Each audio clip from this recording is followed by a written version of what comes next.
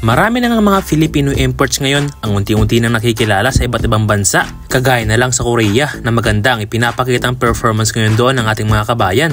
Kaya sa video na to ay pag-uusapan natin ang mga top Pinoy imports ngayon sa KBL.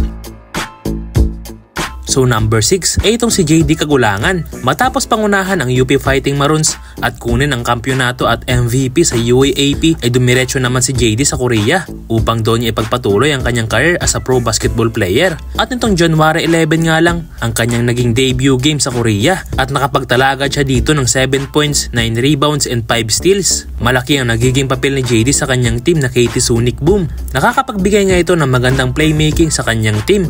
So far meron siyang average na 7.3 points, 3.9 assists, and 1.9 steals sa 19 games na paglalaro niya sa KBL. Not bad para sa isang katulad niyang rookie player. Sunod ay itong si Justin Gutang. Matapos ang 2 season niya sa LJ Sakers ay kinuha naman siya ng Seoul Samsung Thunders. Siya man ay isa sa mga hindi kapopular na Pinoy imports ngayon sa KBL. Ay impressive naman ang kanyang mga pinapakitang performance sa mga minutong binibigay sa kanya ng kanyang team. Ngunit hindi naman maganda ang lagay ngayon ng kanyang koponan na merong pinakakulilat na record sa standing ng KBL. So far meron siyang average na 8.7 points with 3.1 rebounds per game. Number 4 ay itong si Ethan Albano, ang pinaka-eksperyensadong Pinoy ngayon sa liga ng mga Koreano. Pangatlong season niya na ngayon sa Korea. At sa loob ng 42 games na paglalaro niya ngayon sa kanyang team na Wonjo DB Promi ay nakakapag-average ito ng 16.8 points, 6.6 assists and 3 rebounds per game. Si Albano nga ang isa sa mga Pinoy imports na gamit ngayon sa KBL na merong 30 minutes playing time. At gumawa pa nga ito ng history last season kung saan nakuha nga niya ang MVP award na first time nangyari sa KBL na isang non-Korean player ang nakakuha ng award na to.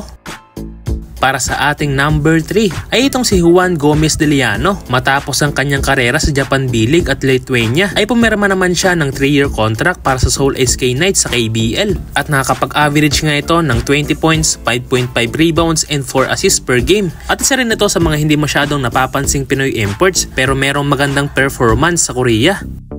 At number 2 sa ating listahan ay itong si Carl Tamayo na sa mga recent game nito ay maganda ang ginagawang record na nitong nakaraan nga lang ay nakuha pa nito ang kanyang career high na 37 points with 7 rebounds and 3 assists. Talagang makikita mo sa kanya ang improvements nang mapunta siya sa KBL. At isa rin si Tamayo sa mga pinakamahalagang player ngayon sa kanyang team na LJ Sakers dahil meron siyang 26 minutes playing time at nakakapag-average siya ng 16.8 points, 6 rebounds and 2.3 assists per game. Imagine unang season pa lang niya sa Korea kaya siguradong mas lalakas pa to. At maganda rin ang record ng kanyang team na pangalawa sa standing ng KBL.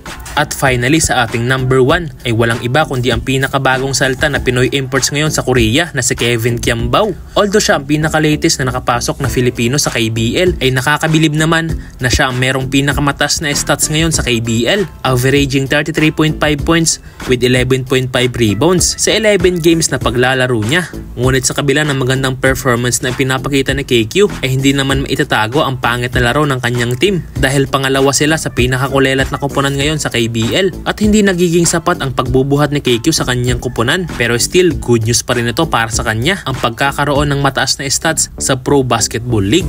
At dahil nga sa magandang nilalaro niya ngayon sa KBL ay deserve ni KQ ang top spot sa ating listahan.